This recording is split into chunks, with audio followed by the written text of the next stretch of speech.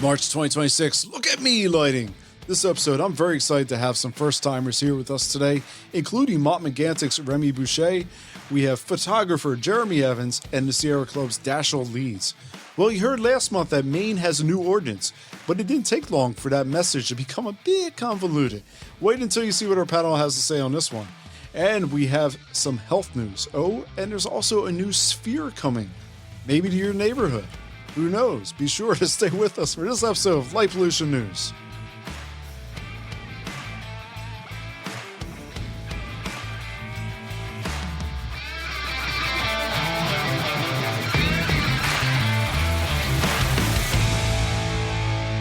Welcome to another episode of Light Pollution News. If this is the first time you are with us, thank you for stopping by. Light Pollution News covers all of the news around the area affecting our nighttime environment. Light Pollution News is a listener-supported podcast, which means that it largely runs off of the generous funding by you, the listeners. If you already support Light Pollution News, thank you. If you currently don't, but may be curious to see how you can help the show, head on over to our Support the Show link on our website. It's also in today's show notes. As always, feel free to reach out to me via text link in the show notes for any comments, questions, thoughts. We also have our social media avenues. We have them all over the place and whatever social media you use. And we also have the good old-fashioned email because, you know, that does the trick too. You can reach me at bill@lightpollutionnews.com. Now let's get started for today. This month, I'm very lucky to have three guests. I'm pretty thrilled about this lineup. This is going to be a fun show. First up, a man who lives in part of the world that I love. I've been out there many times, Jeremy. You're a professional photographer, you're a filmmaker, amateur astronomer, dark sky international delegate. I want to welcome Jeremy Evans to the show. Jeremy, I've enjoyed every moment in the Sierras I've ever had, and I've obviously gone there for a purpose, you know. I've done the John Muir Trail, done various different High Sierra trails, and it's always a great time. What is it like living in paradise out there? Well, that's why I live here, because it is paradise. And I'm not biased at all, but yeah, I've been backpacking my whole life, and the best backpacking in the world is in the Sierra, and most people won't argue with you on that. It's just nice. It's just a wonderful place to be. It's just got everything. You're a couple hours from Death Valley, White Mountains, Kings Canyon, Sequoia, 45 minutes to Tuolumne Meadows. It really is a great place to be. Yeah, I couldn't be happier here. Obviously, you do a lot of backpacking, do a lot of climbing, do a lot of skiing, Not a big skier, actually. No, I grew up in Salt Lake, of all places, and I never was a skier. I played hockey as a kid because that was more affordable to go to the ice rink than the ski resort. I was the only kid in school on snow days. With all the backpacking around here, it's just I can't get enough of it. The Sierra Nevada just has so much to offer, and I do a little bit of mountain biking, but not really skiing. I've been snowshoeing. I'm a little red. I've been snowshoeing the last 3 or 4 days. I've been doing these 2-hour snowshoes behind the house. The house borders the John Muir Wilderness, so I can't complain. I just go out the door. I drive maybe once every 10 days, but most of the recreation is just out the door, so can't complain. And I'm in the high country all summer. And then the winter, I'm either out in Death Valley or just in the backyard. So it's wonderful here. Yeah, it really is a paradise. Yeah, I pinch myself every day. I came across your name because me and my wife went out for our anniversary out to the Sierras, and she never been to Sequoia before. And we just a few years back did the big trees along the coast. So I said, all right, let's go see the big trees in the mountains. Oh, yeah. And the coastal redwoods and the sequoias, right? Yeah. And you know, you got these, man, it's just surreal walking underneath these trees, and then seeing the ones that they cut down is even more mind blowing. It's just, you can't envision how big these trees would have been. And then we decided for our anniversary to hike up to Ray Lakes. Oh, wonderful. Yeah. And we went up to Ray Lakes, and that's why we weren't able to catch the dark sky event that you were at. And that's why I got your name, but we went up to Ray Lakes, and at Ray Lakes, I don't think I've ever seen a Milky Way quite like that, which it literally popped before the sun had fully. Yeah. You probably start right over the peak and Painted Lady Formation, and the Milky Way is just to the right of it. And it's a beautiful place to see the Milky Way, that's for sure. I've seen it there many times. I know exactly what you're talking about. It just pops right out. Yeah. At that elevation and that part of the most remote part of Kings Canyon, it's very dark there. Yeah. It's amazing. It was a great time. Yeah, I guide trips a lot. I do Sierra Club. I'm a Sierra Club guide, so I do trips for them, and I've taken tons of Sierra Club groups through that area many times, and they all say the same thing. Does the Milky Way really look like that? And it's hearing people say that for the first time, like your experience is definitely Yeah, I love to hear that. Yeah, like when someone says, "I just saw Saturn's rings for the first time." Oh, I just saw the Milky Way for the first time. So, and that's a great place to do it. Yeah, the Great Lakes Basin, one of the best places out there. Everything about it. That's that. I remember when I did the JMT, that was one of my favorite places, and we decided to go back up there. And I did a 0 day there when I've done the JMT about 5 or 6 times, and I always make sure I pad some time in the Great Lakes Basin. Yeah, and it's kind of like when you do JMT, a lot of people out there, they do it like it's an annual thing, right? People just kind of go back out there and redo it, maybe jog it, you know? Yeah. Well, no, I'm not one of those 3 days. I think the record now is 2.5 days running 24/7. You don't even get a break. I stopped doing the JMT traditionally about 10 years ago. It's just gotten, they call it the JMH now, the John Muir Highway. But so I like to go in and out and do sections of the JMT, and then I usually leave trail and do high basins and Sierra Crest stuff, mostly off trail now. But you do have to use the JMT or the PCT for a day or two to get to where you jump off and head off trail. But yeah, I usually just get dropped off. So I have my wife drop me off somewhere and ask her when to pick me up. Yeah. Tough life, man. It's a great place it's a great place to backpack. Yeah.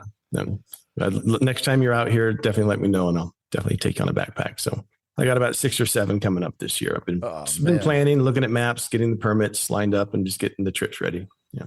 So sounds fantastic. Feel free to jump on one of them. Yeah. Yeah. It sounds really good. Well, next up, someone else who's with us today is someone who lives in another spot that I really appreciate, except for more for the mountain biking. Remi Boucher up there at Mont-Megantic, up there in Quebec. Remi, you are the 2015 recipient of the Dark Sky Defender Award. You are all over the place in the dark sky world. It's hard to find a place that doesn't have your fingerprint on it. I know you work in local and international communities on curbing light pollution. You help assist it in creating Quebec's standard against light pollution, and you help monitor the effects in provincial parks. Remi, welcome to the show. It's a long time coming. Yeah, thank you for having me. I came across something I think you did in the past, last year, and it was out in Montreal. And one of their communities, I believe, was looking to put in some kind of baseline guidance for how to handle exterior lighting, I believe. And I don't want to say the name of the community. It's a long name. It's like a three-word name. The Mercier-Hochelaga-Maisonneuve borough in Montreal? Exactly. Yeah, you got it. Yeah. So how is it working with cities such as, a place like Montreal, a big city? That's one of the most notable cities in all of Canada. How's the reception been in places like that? I mean, well, it's different because I work with small communities for maybe that have like 150 citizens and places like Montreal. So it all depends on the place. And especially for this borough, it started because we were invited to work on an environmental study for a specific industrial project, and they wanted to have something about light pollution, and there's not many experts in light pollution. So they came toward us. And after this study, they wanted to build this kind of guide for businesses and industrial places, because there's a lot of interfaces between residential areas there and commercial and like heavy industrial place. And there's even the Port of Montreal that is there. So they had all the intrusive light problems and things like that. And so, yeah, and they saw this awareness raising step as the first step. And I think they're right. It's always the first thing that we try to do is to raise awareness. And then we can go towards maybe installing regulations and putting in place better lighting practices. So yeah, I think it's a key part. And maybe it's because before I started working on light pollution, I was doing science communication in astronomy here at the Astrolab in Mont-Megantic. I've been doing that for many years, and I've been very lucky because I've spent like many hours and nights all under the stars. And yeah, I think this is like one of the big part why I still do this today. But at that time, I learned that like you must not assume what people know or don't know about some topic, and start from the bottom to build up on this. And with light pollution, it's the same thing. So lighting is not very well known in general, even though it's all around us. But people just don't know a lot about the technical stuff. And so being able to explain the issues related to light pollution so that people can understand what's at stake and how to apply solutions also. So I think this is key to working with the communities. Did the businesses seem to be more receptive to it, or were they a little standoffish with some of this? Or did it feel like it was a top-down initiative, I guess? How did the businesses interact with this? Yeah, it's really a case by case. Depends. Here in Mont-Megantic, we have the observatory. I think it's a big emblem for the region. I think people know it. So it's important in Quebec. It's like our only large scientific observatory. So I think people around the observatory kind of understand at least this part. They might not understand everything else about like wildlife and all the other benefits of reducing light pollution.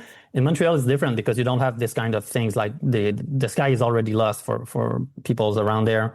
And so we work on other issues like intrusive light, health issues, visibility, glare, and things like that. So we try to push more on those so that it's more accepted.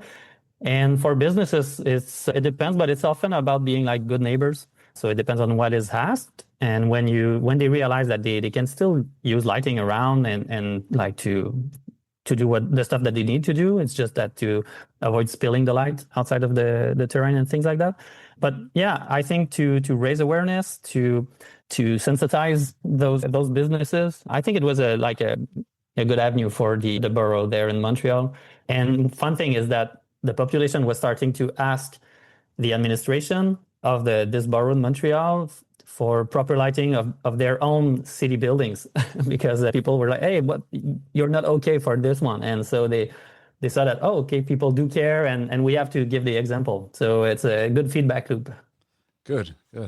And have any other boroughs inquired upon this or just this one? No, when we did the big opening for the guide and things like that, there was another borough that told us that they were interested, but they instead went with regulation. So they are another one is Saint Laurent borough. They put in place maybe a year after or maybe a year and a half after, they put a regulation in place. So they took a different path, but they are the first one in Montreal to have a regulation on the island of Montreal. So it's a good thing, yeah. But there are other projects in Montreal. So it's very nice to have a big city like this doing things about light pollution because every smaller cities just look at what the big cities do. So it's very important. Yeah, and especially in Montreal, I've always enjoyed any trip I've had to Montreal. Food's great. It's a nice city. And the nightlife. Yeah, everything. It's a good city. I saw an F1 race up there. A phenomenal time. Yeah, it's always a good time. So I'm glad to hear. I'm glad to hear about some positive movement up there. And speaking of this, lastly with us today is a man from out in California. He works in conservation coordination for the Sierra Club Loma Prieta chapter, and he has worked on implementing lighting ordinances for Cupertino, Los Altos, Palo Alto, and Sunnyvale's Beaufort Park Special Plan. Dashiell Leeds, I came across your name when I was following up, when I was paying attention to the Palo Alto lighting ordinance passing, and you had done a phenomenal presentation right there on the night of the vote. Left in my mind, it left no doubt about the mission you're trying to accomplish and the research you had on your end. I want to first welcome you to the show. Dashiell, thank you for joining us today. Thanks for having me here. And Remi, Jeremy, it's great to join with you. Yeah, this ordinance was a really exciting process. It was a really long one. It was over 2 years of advocacy. There were a lot of folks involved. I have to give a shout out to Shani Kleinhaus from the Santa Clara Valley Bird Alliance. She is an absolute bird safe design and dark sky powerhouse in our local area. And I think that Palo Alto ordinance would not have been possible without her leadership on that. So I just want to give her a shout out. This was a really great sort of community of residents and advocates coming together. There were a lot of other star advocates from the Bird Alliance. So Annie Yang, Ronnie Fisher, Julian Wang from the Bird Alliance. We had youth advocates from Silicon Valley Youth Climate Action and the Palo Alto Student Climate Coalition speaking in support, and then plenty of Sierra Club members and supporters and volunteers and residents of Palo Alto. It's a long process. It went back and forth. We initially pitched it to the city as part of their priority setting process, so just getting it on that list that cities make every year of the things that they're going to work on. And from there, that draft ordinance bounced back between different commissions and committees. We kind of went into this loop where we would get a really good piece of language recommended by a commission, and then we'd show up at the next commission meeting, and unfortunately that recommendation was not fully implemented, so the ordinance needed to be workshopped again. And we just kind of bounced back and forth for 2 years. And, you saw that final date of the adoption of the first reading. We were asking for changes to the ordinance on that final night on the dais on critical sections of the ordinance that would have made it the difference between the ordinance having teeth versus having no teeth and no effect. Fortunately, we were able to secure those modifications. We can go into those later, maybe. But yeah, it's an exciting process. And I think people, in general, really value not being nuisanced by unnecessary things. And this is kind of how I frame light pollution is it's we are just trying to curb lighting that is just completely unnecessary. Like there's no reason to be shining super bright white light, 4,000 Kelvin unshielded into your neighbor's window or into a park or a sensitive ecosystem where it could disturb the key behaviors of the wildlife there. And fortunately, the techniques that we've seen implemented at the municipal level are really reasonable, non-intrusive, and pretty easy for cities to incorporate into a municipal style ordinance. So it's just been a lot of fun working on these ordinances. I think I would call them low-hanging fruit, where it's like there's really tangible, meaningful public health benefits to both people and wildlife for adopting these ordinances, paired with really simple policy language. As Remi kind of talked about earlier, there's a lot of education involved in this. So when a city adopts a municipal ordinance, it starts this process where they, send educational materials to their residents. The first step in a complaint in most of these cities is just like a good neighbor letter. Like Brisbane is an example of a city that implements the good neighbor policy, where it's your first step is your neighbor just sending you a form like, hey, your lighting's bothering me a little bit. Here's the standards in our city. Here's some resources that you can do to adjust your lighting. So working on these policies has been really exciting. I think they're really great at the local level, and I hope to see them, continue to spread through the national and international community. It's great to hear about the work in other places outside of, my local region where I have my head down. That's one of the questions I have is you went back and forth with the council there for a couple of years, right? And they seemed very receptive to the work you were doing. What was it like? Were there any moments where was it initially were they standoffish? Were they welcoming of it? What was it like? Was there a progression and a change in the professional relationship you built with them? Yeah. So I think the initial first hurdle for any dark sky discussion is just knowledge, right? Like even something as simple as measuring the correlated color temperature in Kelvin and understanding which Kelvin numbers are better than other Kelvin numbers and why they're better. Why does blue light, why is it so harmful to our biology and to the dark sky versus like a warmer color temperature, 2700 Kelvin and below? These sorts of technical questions really inform the standards that go into an ordinance.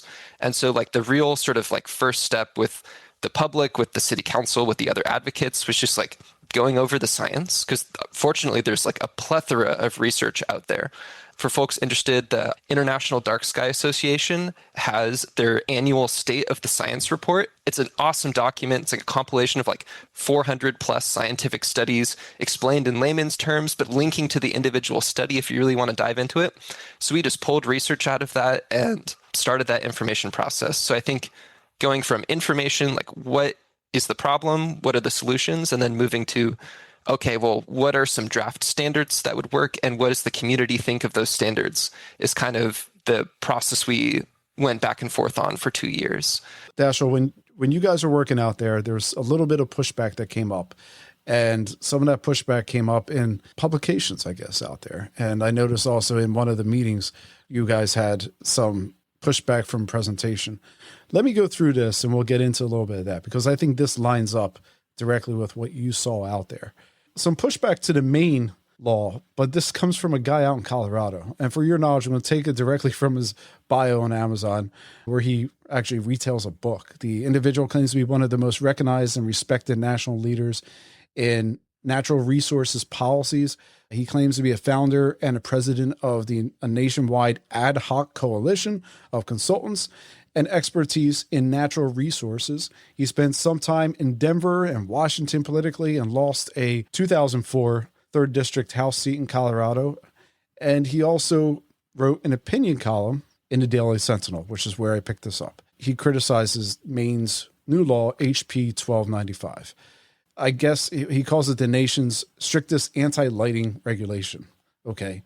The opinion piece argues that while advocates claim that the law will help recapture Maine's dark sky, the night remains a spectacular place in most places. Stargazing is actually growing more popular than ever, with telescope sales reaching 370 million annually in the U.S. According to the author, the new Maine law, which the opinion piece incorrectly lists as going into effect on January 1st, bans light pollution and light trespass, on public spaces and requires non-essential lighting, including streetlights, schools, and courthouses, to be turned off at 10 p.m. despite the safety concerns. I don't know about that part. While initially applying to public places, the author also warns that the law strongly incentivizes private homeowners to comply as well. He suggests that Mainers might be demonized for putting up Christmas lights. And of course, you have to conclude any argument you make by talking about the concept of freedom being lost and contrasting JFK's metaphor about America lighting the world with Maine's new restrictions on Christmas lighting. It's funny, if it's pertaining to noise, Dashiell, I feel like people sing a completely different tune about freedoms being lost. But since we're talking about light here, for whatever reason, it just doesn't seem the corollary doesn't seem to cross over. I don't understand it. I want to look at these claims real fast. First off, the claims made regarding Christmas lighting are straightforward appeals to emotion. It's something that you see a lot in this country, especially, unfortunately, coming out of places that used to exhibit a certain level of professional responsibility, like our cherished executive branch.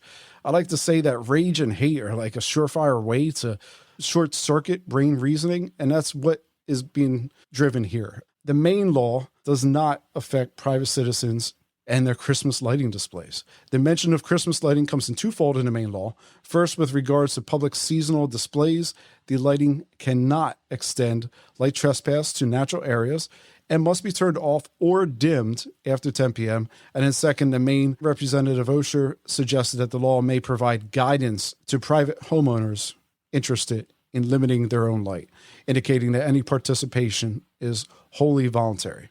Next, the effective date is September 30th, not January 1st. We covered that last month. And then there's nothing in the bill that forces public buildings to turn off essential lighting, traditionally considered security lighting.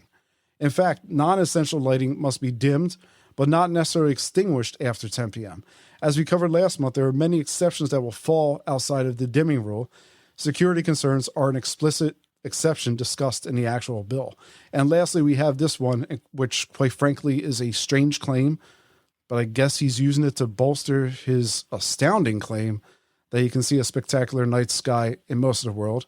Outside of where you live, Jeremy, I don't think anyone here can see. Oh, okay, maybe Remi, you guys are only, on the edges of what a normal person would see, I think.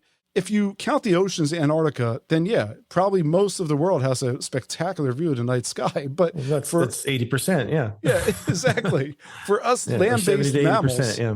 Mm-hmm.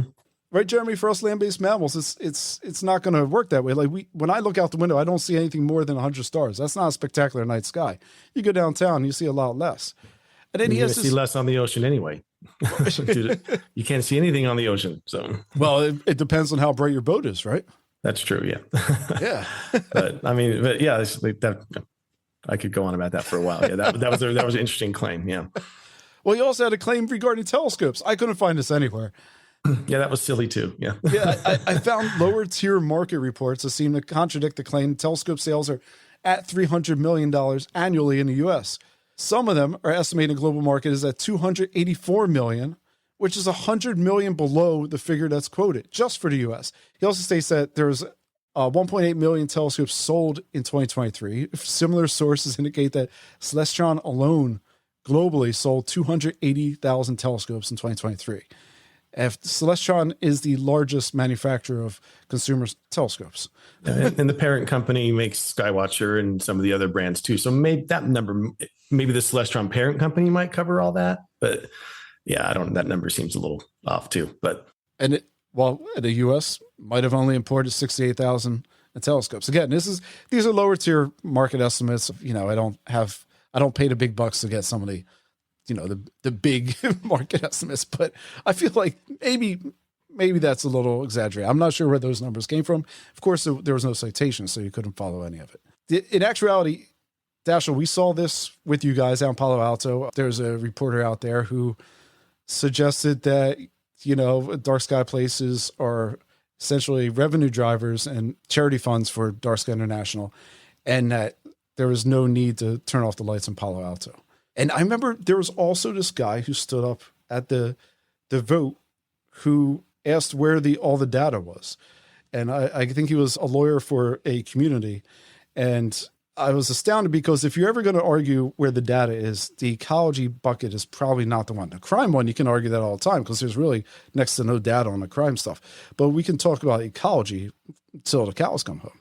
Yeah, I can talk a little bit about the opposition we faced in Palo Alto. It's very similar to the other article that you were referencing in Maine, in that some of the opponents of these policies don't want to imply intention here, maybe accidentally, maybe not, misinterpreted how the language of the law would actually function. I've seen that in the Maine article. We saw that in Palo Alto. So, for example, in Palo Alto, the curfew is super flexible. At the time that some of these articles were written, it was 10 p.m. or 2 hours after the close of business, or when people are no longer present in exterior areas, whichever is later. So the curfew is extremely, extremely flexible. A business is open late. There's a use case scenario where someone's out at night. Those lights could be on for them. But we had a local news publication interview me, not take my clip where I describe how the curfew actually functions, and then publish a news story like Palo Alto lights could go out at 10 p.m. And it was like interviewing all these business owners. What would you think if the lights went out at 10 p.m.? They're like, well, I have to run my bar past that. And it's like, well, yeah, the ordinance accounts for that. So it's a little frustrating to see like the actual language just not being read or processed. And I think part of that is maybe we need to do a better job as advocates of pushing that. And I quickly did some counter interviews. Like I hopped on KCVS radio the next morning. I was like, we need to clarify how this curfew is written. But the claim about Dark Sky International, we just kind of laughed like that it's a revenue driver, because Dark Sky International for us as local advocates is like a great resource, right? They're just like out there on the internet. We can pull studies that they've compiled. We can, share resources that they've created, but like we're not affiliated with them, and they, beyond being a nice resource for us, weren't really involved in the Palo Alto process directly. So I don't know how the Palo Alto ordinance would be like a revenue driver for them. And I want to touch a little bit on like maybe like the fear aspect of this, because I think this is like what kind of is underlying all of these concerns that maybe are not well founded, is they're coming from like this conventional wisdom that more lighting equals more safety. Oh, like if we just have super bright white lighting everywhere, illuminating everything, we'll be safer. And like the research does not demonstrate that clearly. The research that I have seen on like these super bright white lights is that they actually induce glare. Like if you get light refracting directly into your eyeball, you're going to lose the ability to distinguish as clearly between foreground and background. And that light hitting your eye, if that's blue light, makes the glare even worse. So in terms of like being able to identify your surroundings at night, like you want dark sky compliant lighting. You want lighting that's not going directly into your eyeball. You want low level, fully shielded, warm lighting illuminating your path if you're outdoor at night in an area that should be lit. And that should be fully shielded and kept to, the path that you're walking on. Yeah, I guess, I could go a lot into some of the other things that happen in Palo Alto. The lawyer who you mentioned. Yeah, that was a really interesting one when I was just dumbfounded at what he was trying to insinuate, I guess. I mean, did you not Google? You're a lawyer. How are you not good at this? How can't you do research? Yeah, because we had been sending Palo Alto City Council in public letters scientific research for over 2 years. So he's going, where's the science? And I'm sure the council members were kind of scratching their heads at that one. Like, okay, we've been reading it. And, we had been in public meetings together where I have given PowerPoint presentations in front of him to the council on the science. So it's like, come on. But I mean, he was a lawyer hired by some very wealthy people in Palo Alto who somehow managed to pressure the city council to like exempting their little street. So like they got their lawyer to carve out an exemption for them in that ordinance, which is unfortunate. It's my least favorite part about that ordinance. For anyone looking to replicate Palo Alto's ordinance in your jurisdiction, it's an amazing ordinance. It has great standards. Just don't exempt individual streets. Palo Alto city staff actually looked into those residents' complaints because the residents were saying, oh, we have all these safety concerns. And staff looked into it and they said, there are no additional safety concerns presented by this ordinance on this street. So the city, I don't think like, there's no reason. I don't think of Palo Alto as being a high crime area, but maybe I'm No, it's not. Okay. Well, in other news in the world of light, I guess, at night in the public policy space, the sphere is expanding. It's announced a second location. We knew this day would come. And this time it's going to be in a place called National Harbor, which sits just right outside of DC on the Maryland side of the Potomac. The venue itself is going to be a truncated version of the original one in Vegas. It's going to have 6,000 seats over top of the 17,000 capacity that's out in Vegas. The success of the Sphere really is based on how you define success at the moment, but overall indicators are going up. From a cultural standpoint, it's been a smash hit in Vegas, featuring many stalwart acts that you'd expect to draw consistent, dedicated audiences like Fish, U2. I've heard from people who've gone out there, they've thoroughly enjoyed their experience there. From a financial perspective, the Sphere is getting closer to the black. It's not operationally profitable yet, but it is on an upward trend. In February, Sphere released their annual report showing that it still sits at an operating loss of $230 million, though if we remove $327 million in depreciation, that puts them at a gain of $100 million.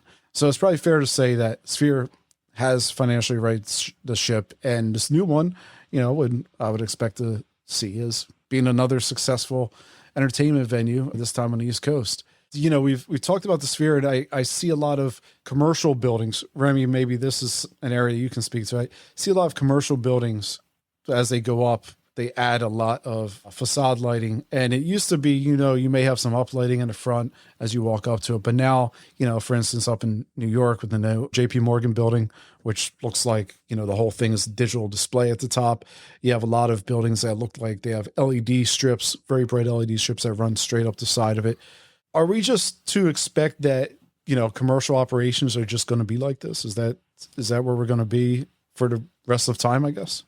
Yeah, I don't know. There's, of course, a lot of the use of light at night with just for advertising and like showing off, I think. And we see that only with houses, like big houses from rich people. I mean, they can use a lot of light. So I guess it's the same thing for a large building also like this.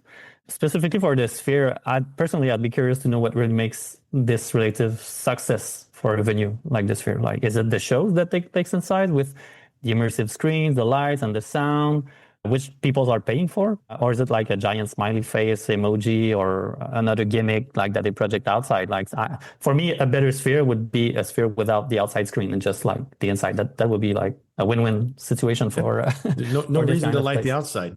Yeah, no. So the you see, experience should be inside the Sphere, not outside. Exactly. So it is really for advertising. And I think this is where ordinances are important. I mean, to use light in a better way. And it's the sad thing that we see with the advance of technology for lighting is the rebound effect. If it's cheaper and you can produce more light with less electricity, then you just use it more. So, yeah.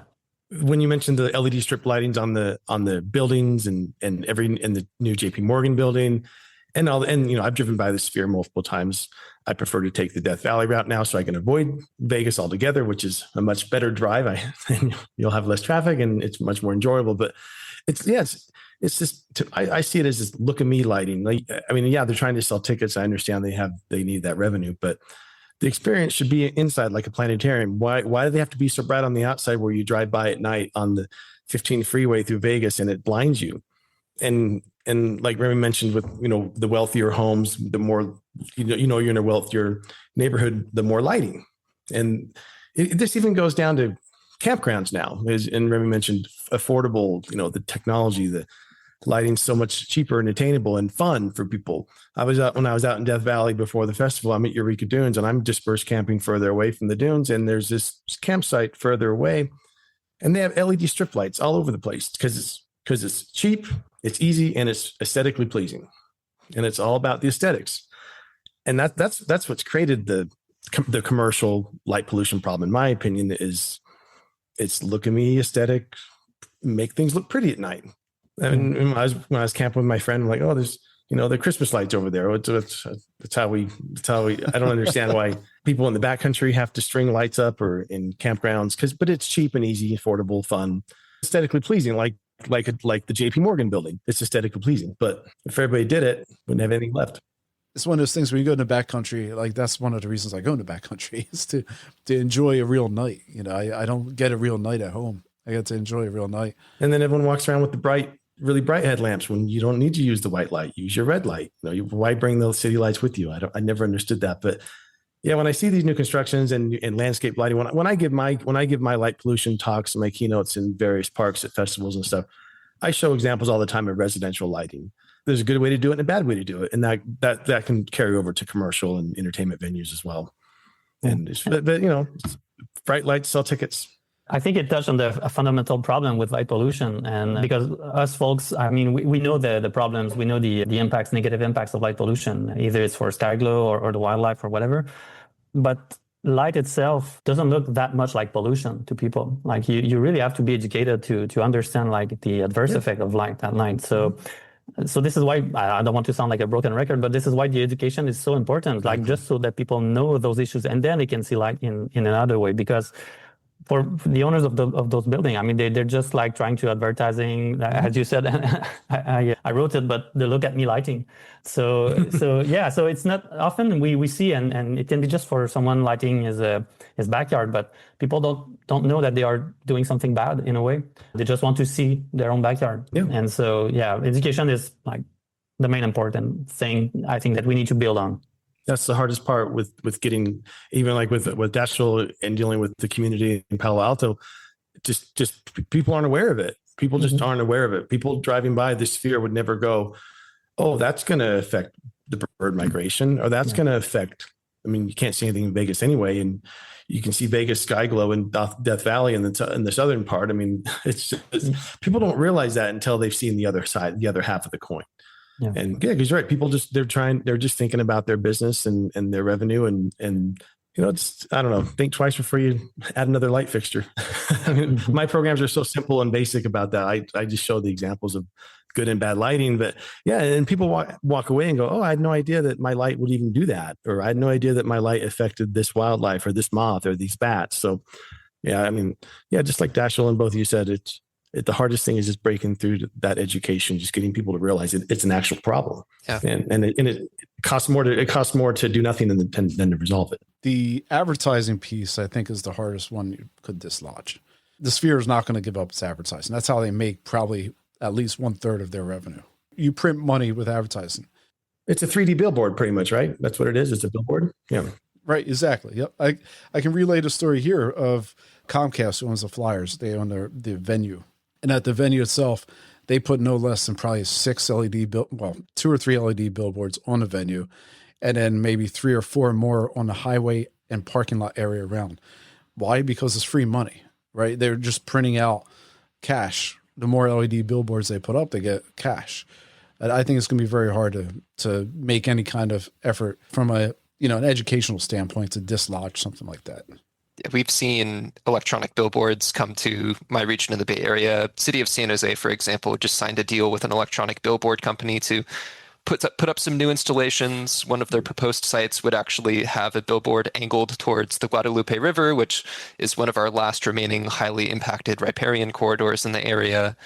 And it's tough because when the community is polled on this, no one wants these billboards. Like, this is not a community-driven thing. It's all about the money. And if you have a city council that is if they're insulated from that kind of community pushback, then it's very difficult to stop the proliferation of light pollution.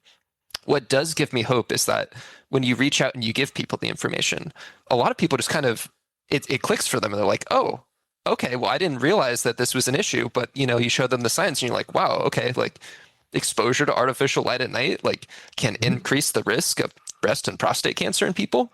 We should probably manage that. And there's a barrier is like, it's not assuming, right? Like, it's not obvious that light pollution immediately is going to be biological impact on humans and wildlife. But like, once that clicks for people and like, once they kind of get it, I think people are really down to institute dark sky compliant lighting. And so I think that with that education, I think that people can come together and oppose electronic billboards, for example. So I really agree with, what's been said previously, like education is a huge first component. And I think once people get that information, like for the most part, from the people I've talked to, like they're on board. I think it's very reasonable to them. One thing that I've always thought about with electronic billboards when I first discovered them years ago and went, oh boy, here's another Pandora's box that just got opened. I mean, I don't watch television. I haven't watched commercial television in over 25 years. But I remember back in the day when you watch TV, there'd be less commercials at night because there's less viewership. Like maybe a step in the right direction with these electronic billboards would be turn them off or dim them when there's less people driving around, less viewership, less audience, turn them off. Only advertise when, I mean, that's just a solution. One solution I can think of is only advertise when the customers are out driving around. and 10 o'clock, turn the billboards off. I mean, you can't use the energy savings thing anymore because everything's so energy efficient now, but which is, as you know, causes the problem. You might be able to use the energy savings if we're going back to coal. That's a whole different story. That's true. Yeah. Whole different podcast. Yeah. It's a whole different story there, a different podcast. I will say this, I believe they leave them on, and it's, being on a business side where we would want to advertise, it's so hard to actually get a return on investment on advertising. You can't track the metrics. Oftentimes, if you're advertising, their advertising is, especially digital billboards, so you're not getting the ROI that you will get on, say, a standard traditional billboard, whereby everyone who drove past that single pane billboard that was painted on the side of the highway, everyone would see that and would see it every day, all times a day. With a digital billboard, you get a fraction of that. Granted, you're paying for a fraction less, but you're getting a fraction of that. And then there's a question of, well, is it really actually doing anything, or am I just wasting advertising spend on it? Certain businesses it's beneficial for, and then you have businesses that just have money they just want to get rid of, usually big corporations, and I'll just throw ad spend at whatever it is, right? The thing I'll say, Jeremy, with some of the lighting on these billboards, we had a study last month that showed that even when they're dimmed, they're still exceeding the recommended amount for the dimming. Oh yeah. And that's yeah, the old fashioned ones that are either uplit or downlit with incandescents are much less damaging. Yeah. It is what it is, I guess, at the moment on that. But you bring up a good point. Why not? Wouldn't it be beneficial if the billboard companies wanted to be good to their customers, if they actually wanted to be, a good business, loyal business model, only show it when you have eyes on that road? I don't know. That was a weird idea I had a long time ago. Like less commercials at night on TV, less electronic billboards at night. Kind of made sense to me, but I have a very warped view of things. You're crazy, Jeremy. Yeah, I'm crazy. I'm the 0.1% of, and I'm sure everyone else on this podcast is too, as far as we'd rather have the alternative. Yeah. Well, hey, how about we talk about incandescent lighting for a second? I know some of you at home definitely have strong feelings on this one. From scientific reports, there's a study that assessed whether standard LED lighting, which operates in a narrow range of light, undermines human vision compared to broader spectrum lighting. And that is something akin to incandescent, which I actually have on my desk right here. The study sampled a modest 22 individuals between 23 to 65 under typical LED office lighting. 11 of them had 60-watt incandescent desk lamps added to their workspace for 2 weeks, while the remaining 11 individuals in the control group continued under LEDs alone. A researcher tested color contrast sensitivity before, during, and after the incandescent lamp exposure, and the results showed that all 11 folks in the experimental group improved their color vision by roughly 25% in both the red and blue ranges after just 2 weeks with the incandescent lights. And these improvements persisted for at least 6 weeks after the lights were removed.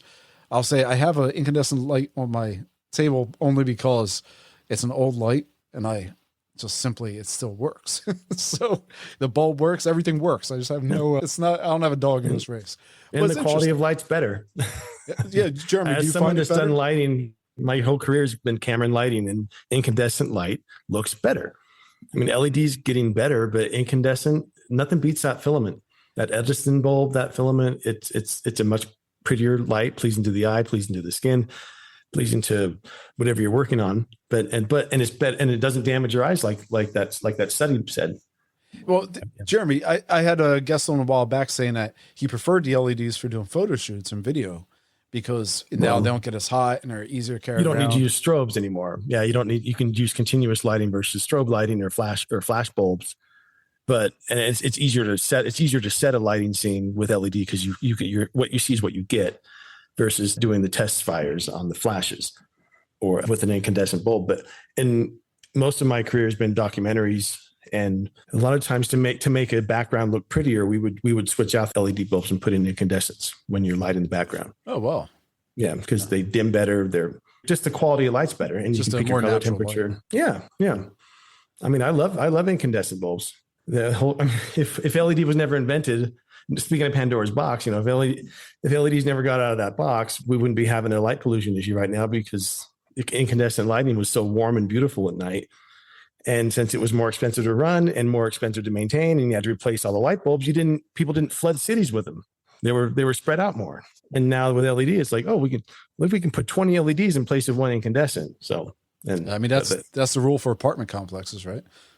Pretty much that false sense of security thing. I mean, but no, I don't judge you for having an incandescent bulb on your desk. They're nice lights.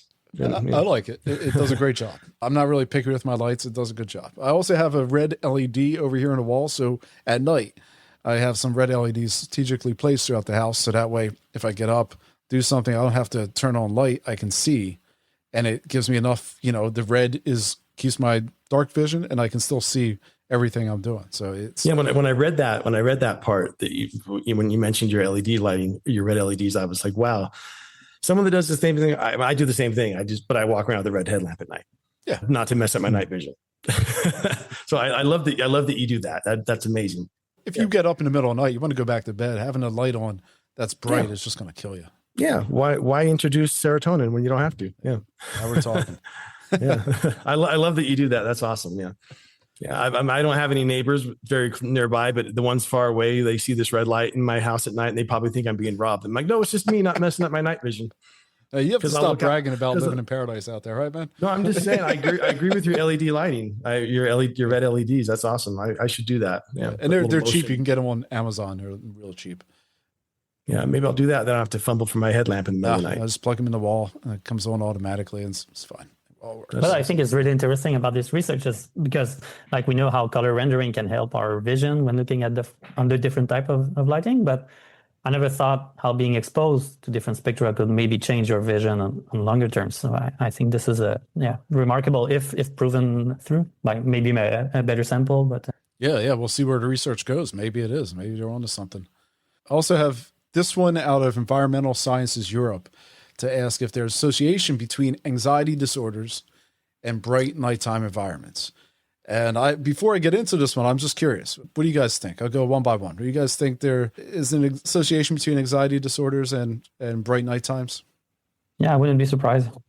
Oh, we know that, lighting can, influence, hormonal regulation. It starts the circadian rhythm process of daytime at night, which throws our whole body out of sync. I am not surprised that anxiety is like a downstream result of all of these disruptions that are happening. Seems to me like a symptom of one of the many specific biological negative impacts that lighting can have at us at night. Yeah, you go to a big city, bright lights, you go to Times Square. That stresses me out. I mean, it stresses me out when I'm flying over Times Square. You can see Times Square. Yeah, or that, yeah. and there's a reason why you put your phone in night mode, because it mellows you out at night. It reduces your stress. I get big bright lights don't. Yeah, even just driving with bright headlamps in your face stress you out. Yeah, anything light stresses you out, in my opinion. And not to mention all the animals and plants too. They get stressed out too. They do. Yep. And I've seen that example firsthand many times. Well, hold on to that thought for next episode. Curious about that one. Well, this study looked at data from 174 countries between 2000 and 2019 and utilized a generalized assessment of light brightness via satellite data. And then they also looked at some global health records. Researchers found that there was a 1 unit increase in light intensity that was linked to 2.29 additional anxiety cases per 100,000 folks. The association being greatest in women over men, and the effect was most pronounced in younger individuals, particularly those aged 5 to 19, which seems in line with some prior research that we've talked about on the show. I want to stress about this study is using country-level averages, merely an indication of association, no causality. It could be the case that rural areas may just have less access to mental health services that the city areas seem to have already embedded in them. And then lastly, on the health front, I have this one from Frontiers in Public Health. Researchers assessed whether outdoor artificial light at night is linked to inflammatory bowel disease. The team followed 346,000 individuals from the UK Biobank for nearly 14 years, tracked who developed ulcerative colitis or Crohn's disease, both of which I understand how to say thanks to the drug commercials in this country. Thank you, drug commercials. Thank you, Big Pharma, for that. To assess light pollution levels, they utilize a generalized assessment of nighttime brightness via satellite data. The results showed that a higher light exposure correlated to an increased risk of ulcerative colitis, specifically Each standard deviation increase in outdoor lighting brought an 8% higher risk. And those of the highest exposure group face a 31% greater risk than those of the lowest. Again, it was association stronger in women than in men, and Crohn's disease showed no link to light exposure whatsoever. Researchers surmise that artificial light might increase ulcerative colitis risk by suppressing melatonin production and disrupting body's circadian rhythms, which in turn trigger inflammation. I think just to start, but I think you're right to point at the difference between correlation and causation, because sometimes we will see a study go in one direction, another one will go in another direction. So I think we always have to be careful when reading science papers and not necessarily jump to conclusion. And for light, like we know some of the biological mechanism, like we mentioned melatonin, for example, which is probably like the main way that we are affected by light at night. But every time that they say that they use satellite data, most of the time they are using radiance from the VIRS instruments, which we know is blind to blue light. And blue light is the one that affects the production of melatonin in our body. So we are using an instrument that doesn't even see what we're trying to look at that does have an effect on our body. So it can be a proxy, because if there's more light, there's more chance that there is bluer light. But just this fact can help explain sometimes where we see a study go in one direction and not in maybe what we could assume, or could be different. But some research, they can gather the data differently. It can be from the ground with color, for example, or they might have been used another different satellite, which can see the colors. But I think it's always good to go into the methodology and see what was used, because a bit too many times I think people just don't know a lot on the technical aspect of those. The researchers might not know exactly all those things about the light, and they just assume, oh, we see light pollution, and we'll see if it correlates or not. Yeah, that's a really good point. We've had some notable guests on, including Dr. Mary Amata and Randy Nelson, who have helped explain some of these health studies, because they are complex, and there are a lot of health studies in general are difficult to really pin down single variables, just given the nature of how you can't lock someone up in a room for 10 years and, test them on one variable, right? So it's really good to have that perspective. Thank you, Remi, for explaining that, because that was a really good explanation. It's also because people will very strongly react to, like, when we talk about the health issue. And I think it's important. We should be careful, like how we use light and things like that. But yeah, just be careful also in the way that we read this. Well, let's finish up today's show with two articles involving archaeoastronomy. First, a team from Stanford looked at a 1,000-year-old mystery and discovered one of the earliest star maps. This is pretty wild. Researchers at the SLAC National Accelerator Laboratory took to a medieval parchment to identify a hidden star chart. The text in question was called the Codex Climaci Scriptus. It came about in the 9th or 10th century, and the actual parchment was kind of recycled over centuries. So the final script, this codex, came about in the 9th, 10th century, but the piece that was kind of scribbled off to create the new parchment, they had to do some, I didn't put in my notes how they actually clean these manuscripts, but essentially they had to kind of re-clean out the manuscript, and then they could reuse the parchment. They didn't have many parchments, it's animal parchment, so they just recycled it. The script underneath was from the 6th or 7th century, and it was identifying a star chart. And they were able to use some advanced techniques to actually make out descriptions for the constellation Aquarius and the phrasing of other constellations. So that was pretty cool. They used X-rays to break apart the individual layers of the document via a method known as X-ray fluorescence. That's pretty wild stuff there. Well, the images were pretty neat too, just seeing the paper and all that. I mean, it looked like a pretty heavy duty piece of material they were working with. Looked very fragile. Yeah. Yeah, I mean, it's an animal skin, right? Yeah. I mean, I'm familiar with parchment paper in the baking world, obviously, but I've seen it with, older, history type stuff, but that was pretty fascinating. And the fact they were able to correlate that with modern day constellations was pretty mind blowing to me. I thought that was pretty exciting. It is pretty mind blowing. I'm actually reading, one of my past guests here was Nancy Gondlin, and she gave me a book that was a compendium of different research that archaeologists have done. And one of them was on Maori people, but specifically up in Hawaii. And it was talking about how the Hawaiians kind of lost their understanding of the stars changed once they became settled people versus being out, being a nomadic waterborne people. That was pretty interesting.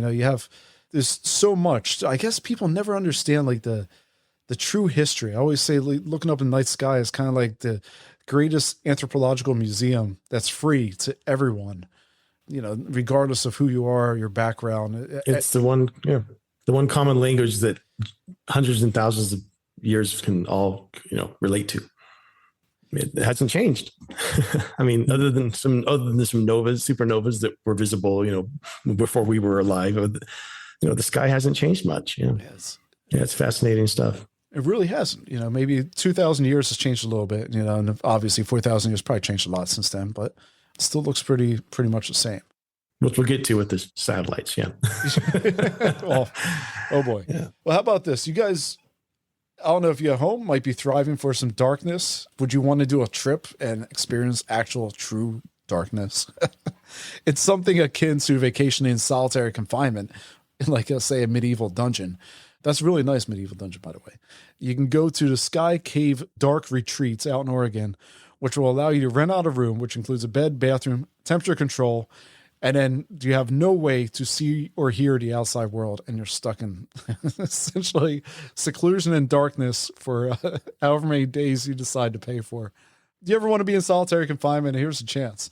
Yeah, it reminds me more of a torture techniques than a wellness retreat. Yeah, I was thinking like an interrogation room. I'll say anything if you put me in there. Yeah, just to get out. Yeah. Yeah, and the thing is that, like, what I like about natural darkness is seeing the light of the stars, of the Milky Way, the glow of the aurora, or the color gradient of the sky at dawn. Like, it's not darkness itself; it's what it allows you to see. Yeah, not darkness, a different type of light, but not darkness. Yeah, right. It's not really dark when you're under the Milky Way. Yeah, no, it's not. You can make people out. It's not. Yeah, it's you can. And if you as 20 minutes, let your eyes adjust. You don't need a light anymore. You don't even need a red light.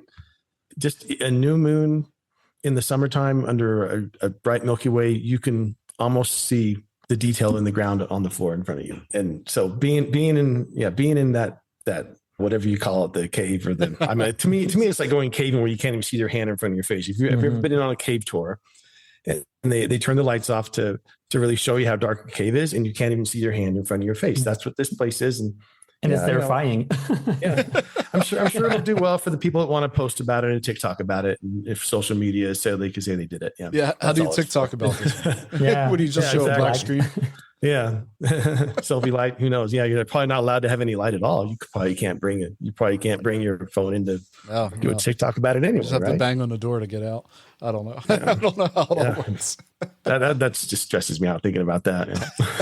Yeah. Our modern society, in a way, kind of functions in the same way as that sort of completely sensory deprivatory cave, but in the inverse, where we're obscuring our connection to the night sky, to nature, to the world around us through overstimulation, through overlighting. We kind of lose that connection to the stars, to nature, to our immediate surroundings. And it's a very deep, primordial thing for us humans and for all natural beings on Earth. We've evolved under millions of years with these natural cycles. And I think we feel it, like, emotionally, physically, spiritually, when that connection's removed. And that's, I think, part of the beautiful thing about dark sky is that, even if you're just working at the city level, you're not completely addressing the cumulative sky glow, but like you're doing some small step towards this ultimate goal, which is like restoring this beautiful connection that we had over eons. Yeah, keeping that night sky heritage. Yeah, you'd lose it in a heartbeat if you go into this retreat, this dark.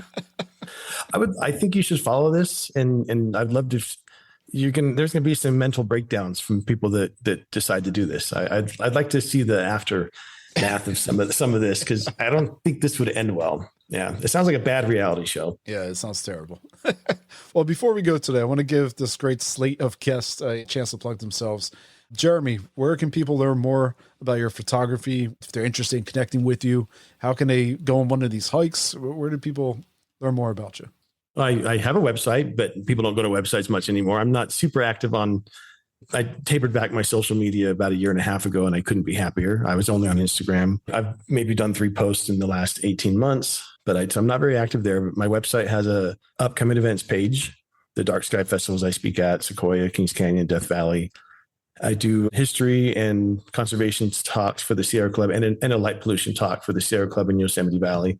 The Sierra Club has a presence there. The second oldest building in the parks is Sierra Club building. So I do programs there as well. As far as backpacks, when I do publish a trip, it's on either the private ones. I send out a private invitational, or they're published on the Sierra Club's activities page, pretty much. I'm doing telescope tours for Sequoia Parks Conservancy. So the link for that's on my site as well. But if you go to Sequoia Parks Conservancy, every national park has a nonprofit side. So that's Sequoias and Kings Canyon. Then they have where you book the cave tour, or where you book a pear hut cabin tour.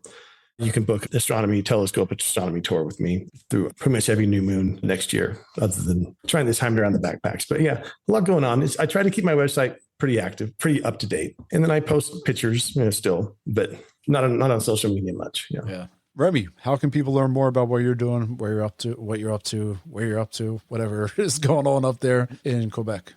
Yeah, sure. Well, you can go to meganticdarksky.org for more information about the world's first international dark sky reserve, where you can also find a lot of other resources like our lighting guide or large list of light fixtures available in 1800 Kelvin or 2200 Kelvin. So sometimes people try to look for those and they say that they don't exist and things like that. So I've been keeping up this list for many years now. On a more personal side, I used to do a lot of photography. I do less nowadays, but you can find them on remiboucherphoto.com. And I'm also a lot less active on social media. So I do have Instagram account with the same name, Remi Boucher Photo, but I don't post very often. And on the light pollution stuff, we are always working on different projects at the same time. For example, later in March, we're going to have a training for municipal inspectors for the area here on dark sky regulations. We are actively working also helping our fellow colleagues from other national parks in Quebec toward dark sky certification. But there's a lot more stuff planned for the year. So we always have like many projects. Too many sometimes. Remi, before we go, have you seen in that area, because it's been established now since what, 2015, 2016? 2007. 2007. Okay, I was way off. Yeah, almost 20 years. I don't know why I was thinking that. Have you seen the selective movement of people moving into the area? Do they want to be in that area? Yeah, no, I've heard from many people. Sometimes they are astronomers, like amateur astronomers, but sometimes they just, it's a synonymous with, I think, the quality of life and the quietness of the area. So we know people that came and like bought a house or maybe a second house here in the area. And we also see it a lot with everything that is like campgrounds or the bed and breakfast and things like that. And it really gave this color to the region because there was, of course, the national park with the observatory, which was known. But now the whole region is more known for darkness, or at least the night sky. So we speak more about the ciel étoilé, which is the starry sky, instead of the dark skies. It's a bit more positive, and this is the words that we chose to use in French. But yeah, definitely we see how it brought people in. So not just astro-tourism, but it's brought permanent residents in. Yeah, exactly. Yeah. Awesome. In fact, we don't have a lot of astronomy tours. Like most of the astronomy stuff is around Mont-Megantic with the national park and our team. And I know one guy who's doing tours and things like that, but it's not very frequent. So yeah, people just come to live under the stars. That's amazing. That's awesome. That's a life goal on my side. Dashiell, how can people learn about more of the stuff you're doing, what's going on with Sierra Club? And Yeah. So for our local chapter, the Sierra Club, we're the Loma Prieta chapter. So if you're in Northern California in the Santa Clara, San Mateo, or San Benito County area, you can check out Sierra Club Loma Prieta chapter. Just Google that. You'll go to our chapter website. You can find the staff contact information and, ask me a question and, ask if there's any campaigns you want to get involved in. I just want to give like a general call to action for any advocates out there or people who are interested in becoming an advocate, maybe advocating for a dark sky policy or really any environmental policy. I just want to say local governments are very susceptible to public influence. They're typically not very well attended. So if you organize locally, you get some people together in your community, you can actually shape the policies of your city government. And I just want to say a great starting point for that is just reading your city council agendas. Those agenda documents are so important. They contain all of the information about what your city is discussing on that day, and often will contain information that will allow you to plan for future meetings as well. It's a great starting point for advocates to begin reading. Just every week, sit down 5-10 minutes, look up your city's agenda, read what they're actually up to. There's going to be instructions on how you can get involved in those proceedings written into that same agenda document. It's just a great starting point for advocates. So if you're interested in getting involved in dark sky advocacy, you don't need to be an expert. The International Dark Sky Association has great scientific research listed out for you if you want to get into that expertise. And on the advocate side of things, you don't need to be an expert either. You just need to be a community member with a little bit of spare time once or twice a month and just the desire to speak your voice and organize in your community. It's actually very attainable, and I highly recommend that folks get involved in local advocacy, dark sky, environmental advocacy, and beyond. We need more local advocates, especially at the municipal, city, and county level. So I highly encourage folks to get involved. Thank you, Dashiell. That's a great rah-rah. I like that. Nice speech there. Well said. I want to thank my guests for joining me today. I'd also like to thank you at home. If you support the show, thank you. Light Pollution News is a listener-supported show. Should you be interested in helping us cover our costs and stay afloat, why not check out the support the show link over on the website, lightpollutionnews.com. That about wraps it up for this week. That is special thanks to Emily Byers and Lord Taylor for your assistance on our social media. You guys are doing a great job. Can't do it without you. And if you're interested in helping us, feel free to reach out to me, Bill at lightpollutionnews.com. This is Bill McGinney signing off, reminding you to only shine the light where it's needed. Thank you once again.